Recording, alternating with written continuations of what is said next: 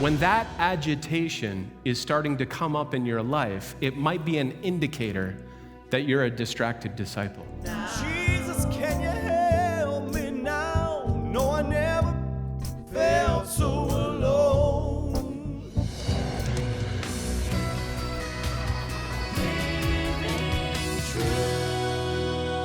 This is Living Truth.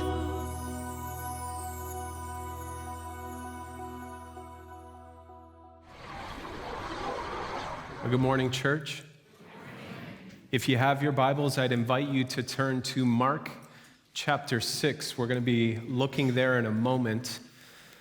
Let me just set the context. Jesus has been ministering with his disciples for about a year and a half, and he wants to spread the message of the kingdom to the surrounding villages.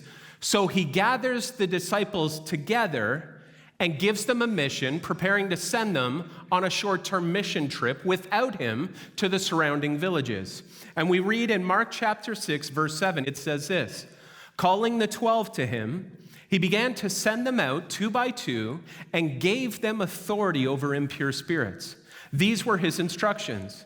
Take nothing for the journey except a staff, no bread, no bag, no money in your belts. Wear sandals, but not an extra shirt. Whenever you enter a house, stay there until you leave that town, and if any place will not welcome you or listen to you, leave that place and shake the dust off your feet as a testimony against them." They went out and preached that people should repent. They drove out many demons and anointed many sick people with oil and healed them. Jesus sends his disciples out on a short-term ministry experience without him physically present. A very important lesson that he's giving them because he's about to go to the cross, be buried, resurrected, and enter up into heaven. And in the book of Acts, they're going to be serving without Jesus physically with him. So he gives them this experience and he gives them specific instructions. Take nothing with you. Take your staff, but no money, no bread, nothing extra. And so the disciples go out, they are obedient to his command, and they come back to him in verse 30, and the apostles gathered around Jesus and reported to him all they had done and taught. In Matthew and Luke's account, it shows how excited they are when they return to Jesus. They're on cloud 9. They come to Jesus and say, "Jesus, even the demons submitted to us in your name."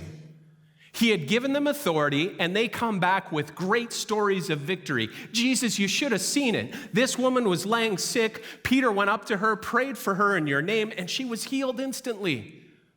We cured people. We healed people." They're on cloud 9. They've experienced the delight of the kingdom. They've experienced spiritual warfare and have come out victorious. And they're on cloud 9. They're excited about what's taking place because the spiritual realm submitted to them. They also experienced that God had provided for them miraculously through this short-term missions experience.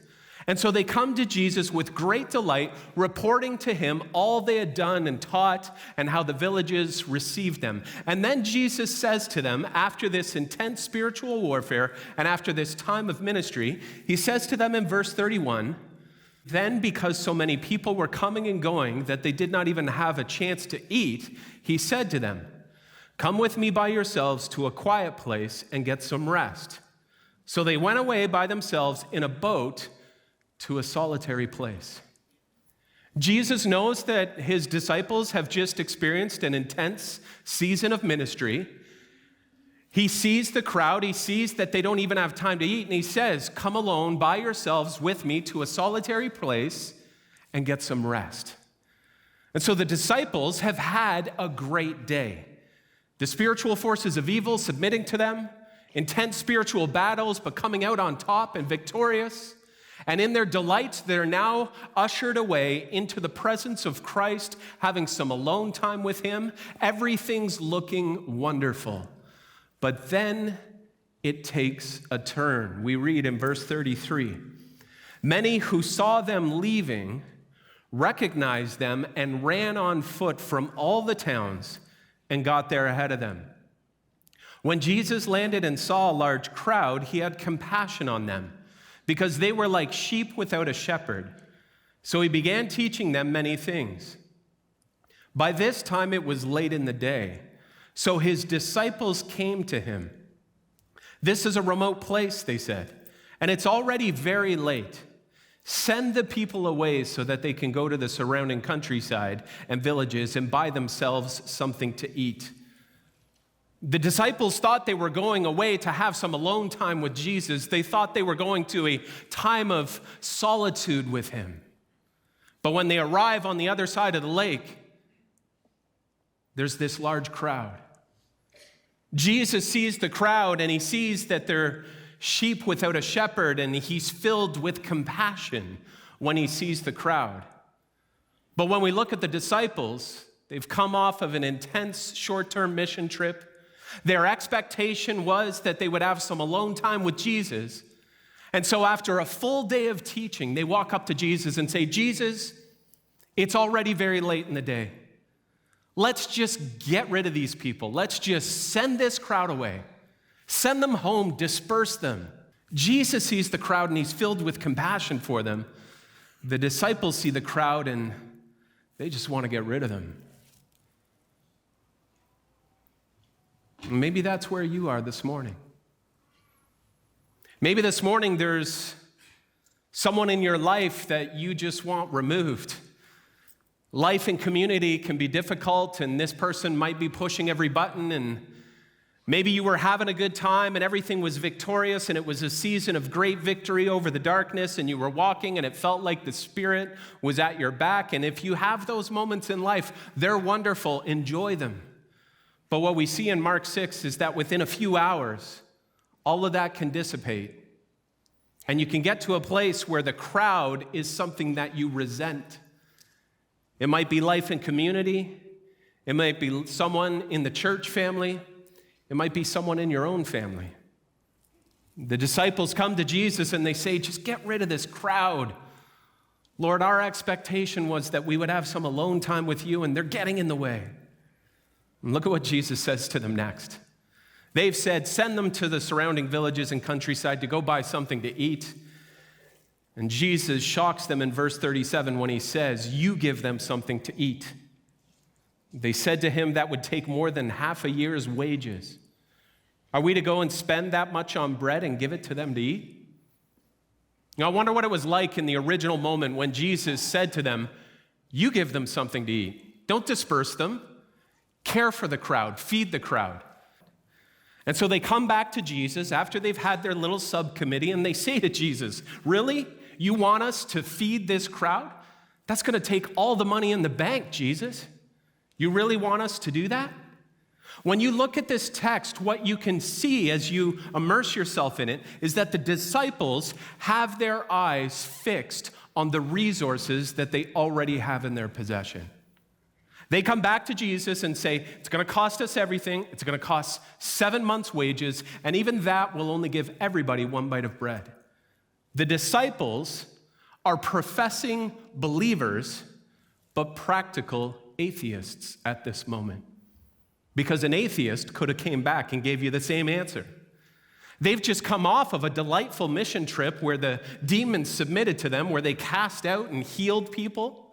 They experienced God's abundant provision. They didn't take any money or any bread, anything with them, but God took care of their needs. But in this next moment, they're overwhelmed by the need of the crowd, and they're focused on their resources, and they're saying, this is impossible.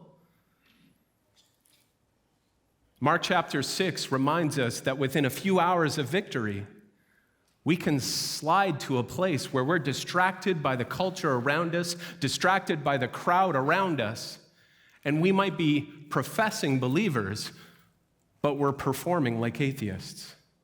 Or we might go to church every week, we might sing worship songs, but we don't really have any faith that he's going to come through. Because when you read Mark 6, it begs the question, would Jesus have asked his disciples to feed the crowd if he knew that it was impossible? Would Jesus actually ask them to do something that he knew they couldn't do? But in their doubt, in their distraction, their eyes aren't fixed on God's resources, their eyes are fixed on their resources. And it never ceases to amaze me how this can creep into our own lives. We can experience great moments of victory, wonder, worship. We can come here on a Sunday and be caught up to the heavens and have tremendous faith and tremendous moments of victory and breaking free from things. And then Monday morning hits you like a punch in the face. And all of a sudden that doubt creeps back in. The disciples are experiencing this firsthand, but it's not unique to them. It happens in our lives. And when you study the scriptures, it happens in many people's lives throughout the scriptures. You only need to read the book of Exodus and realize that God had released his people from their bondage to Pharaoh in Egypt. God had miraculously set them free, and every day he would rain down bread from heaven. When they were thirsty in the desert, he would bring water from the rock. He took care of them, miracle after miracle after miracle. They saw it, but when you read that story, they're consistently forgetting what he's done for them, and fear creeps back into their lives. We see it in the prophet Elijah. On Mount Carmel, when he experiences tremendous victory over the false prophets of Baal, when God rains down fire from heaven in a dramatic demonstration that he is the one true God, and all of the prophets of Baal are seized and put to death, and there's been an amazing victory for Elijah, Jezebel finds out and sends a death threat to Elijah, and Elijah, who just saw fire from heaven come down and consume the sacrifice, runs away afraid of Jezebel. And one wonders, what could she do if God secures such a tremendous victory? Why is it that we can have moments of jubilation and victory, and then a few hours later, we're overwhelmed with distraction? Jesus has said to his disciples, you give them something to eat. And they're looking at their resources, and in their fear, they're thinking there won't be enough.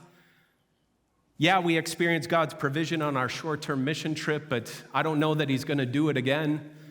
And the needs of this crowd are overwhelming. It's much more than we can handle. And they've lost sight of the one who is the provider. Jesus says to them in verse 38, how many loaves do you have? Go and see. When they found out, they said 5 and 2 fish. Then Jesus directed them to have all the people sit down in groups on the green grass.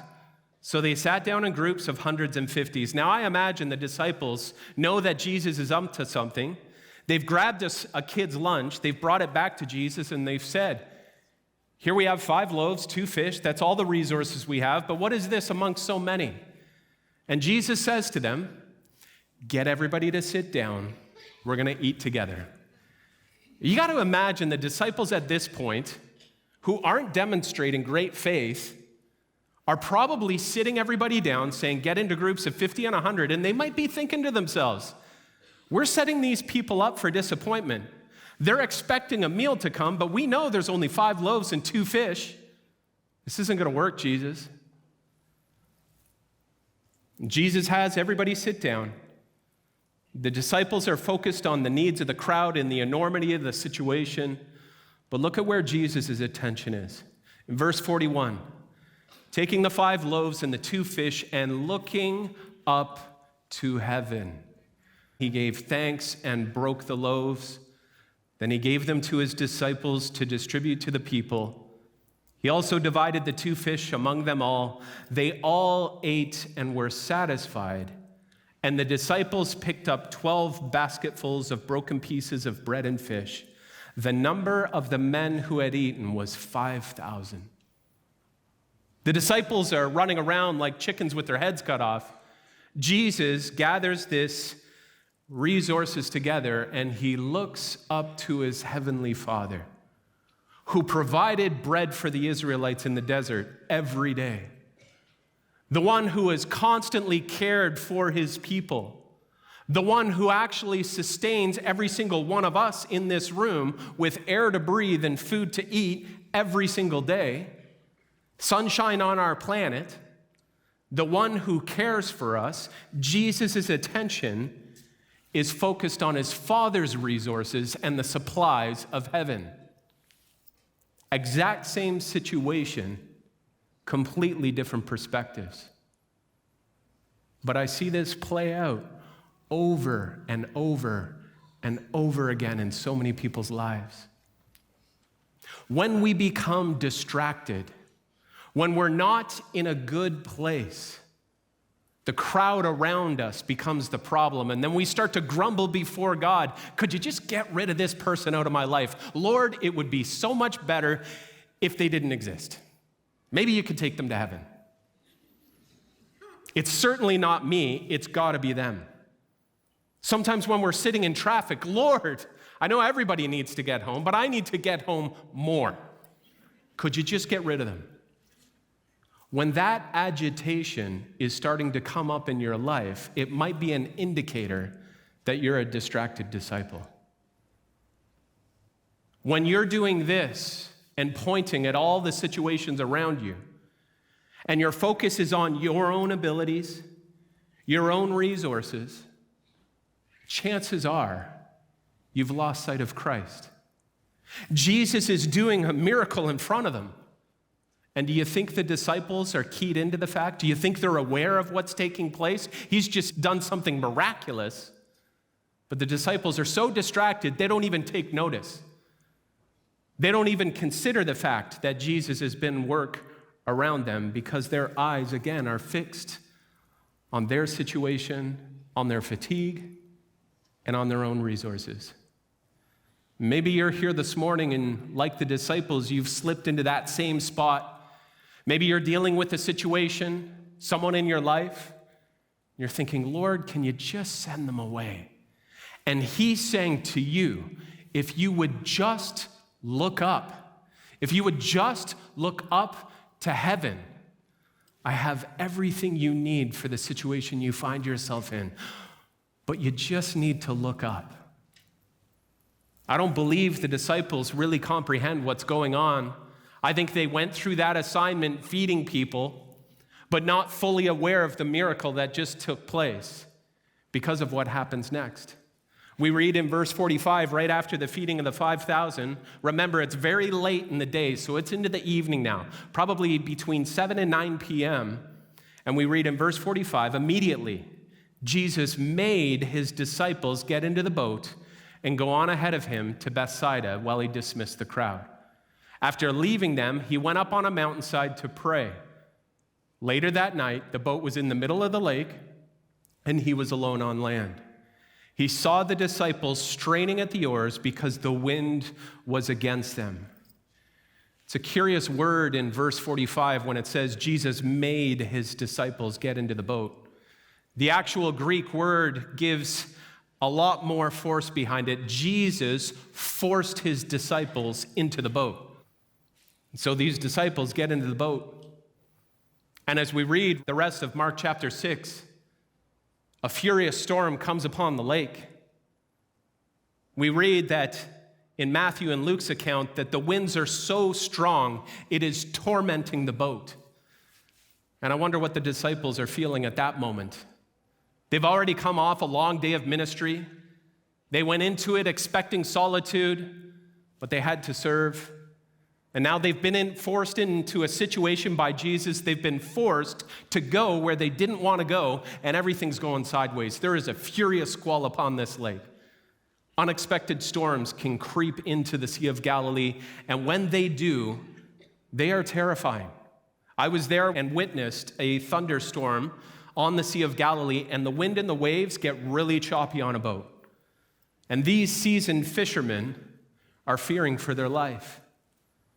They reluctantly entered into this situation, forced by Jesus to go to a place that they didn't want to go. They're tired, they're weary, their strength is giving out, and maybe they're frustrated with Jesus as well. Maybe they're in that boat and thinking to themselves, we told him we shouldn't go. Why did he make us get into this boat? We've been working hard all night and we don't seem to be getting anywhere. The wind and the waves is against them. And they haven't made it across the lake. That crossing of the lake should have taken a few hours. But as we study the scriptures It's between 3 and 6 a.m. that they've been working hard all night. They've been at it for hours and haven't gotten anywhere.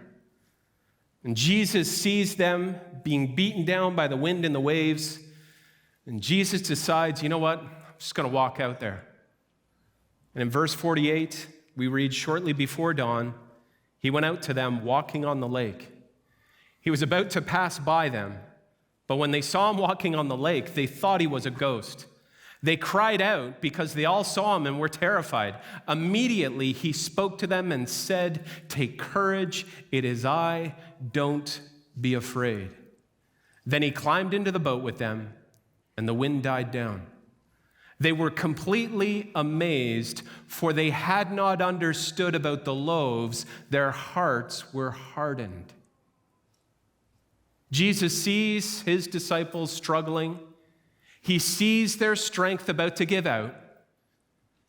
And what I find amazing about this passage is when he walks out to them, not only did they argue with him when he forced them to get into the boat, but when he walks out to them, they don't even recognize him.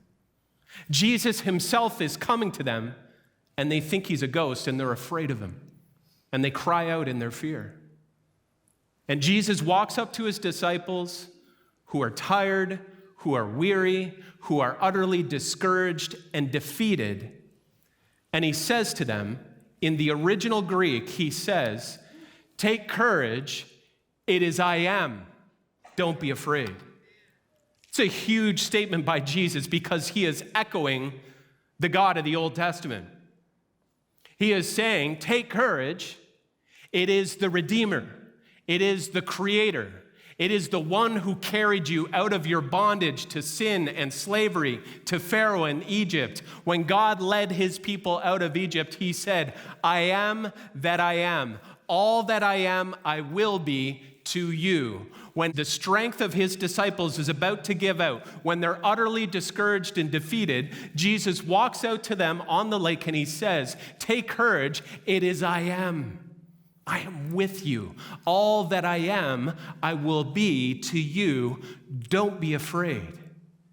And when he steps into the boat, the storm subsides, and they see that their heart had become hardened. Unexpected storms can come into our lives at a moment's notice. The death of a loved one, a sudden illness, the loss of a job, wind and waves pounding against us. Maybe you're here this morning and you feel like you've been in a battle and the storm is raging around you. For some of us, the storm is external. It's other people or situations in our lives. For some of us, the storm is within. And you're tired and you're about to give up. Your strength is giving out. And maybe you don't even recognize Jesus anymore when he's walking out to you. But in this moment, you need to hear that he comes to you even in the midst of the madness and the storm, and he says to you, "Take courage. It is I am. Don't be afraid. All that I am, I will be to you." What I find fascinating about Mark chapter 6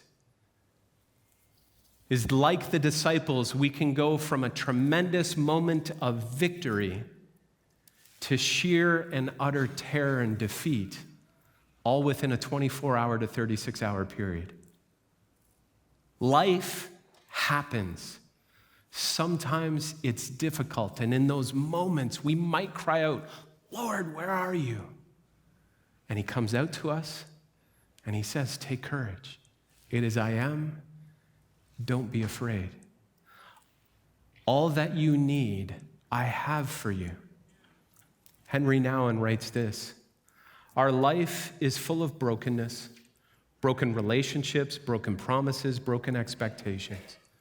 How can we live with that brokenness without becoming bitter and resentful, except by returning again and again to God's faithful presence in our lives?"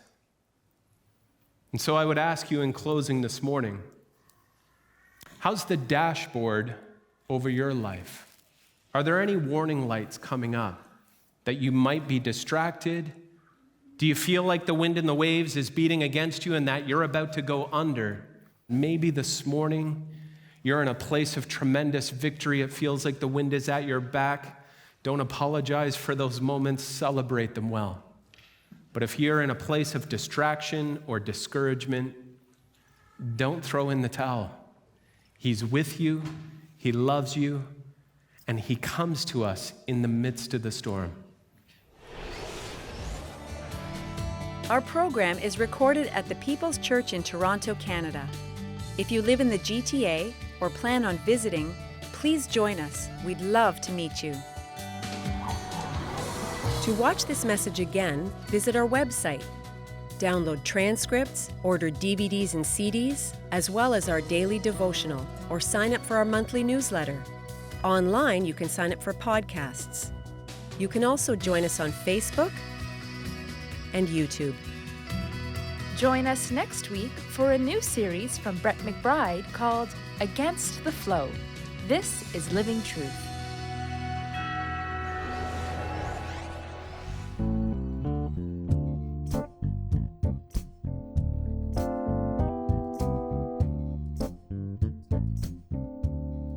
Jesus, can you help me now?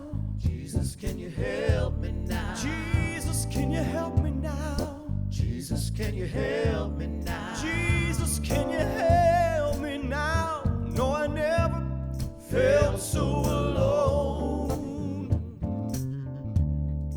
Jesus, can you help me now? Jesus, can you help me now? Jesus, can you help me now? Jesus, can you help me now? Jesus, can you help me now? No, I never felt so alone. Well, I remember when I was wild and free. Lord, I was so wild and free. So wild and free, but my heart was a skipping stone. Hey, well, now the world has jaded me. It's corrupted and defeated me. No, I never thought you hated me, but I never felt so alone. Oh, yeah. Jesus, can you help me now? Jesus, can you help me now? Jesus, can you help me now? Jesus, can you help me now? Jesus, can you help me now? No, I never felt so alone. Well, I remember when I was wild and free. I was so wild and free. I remember when I was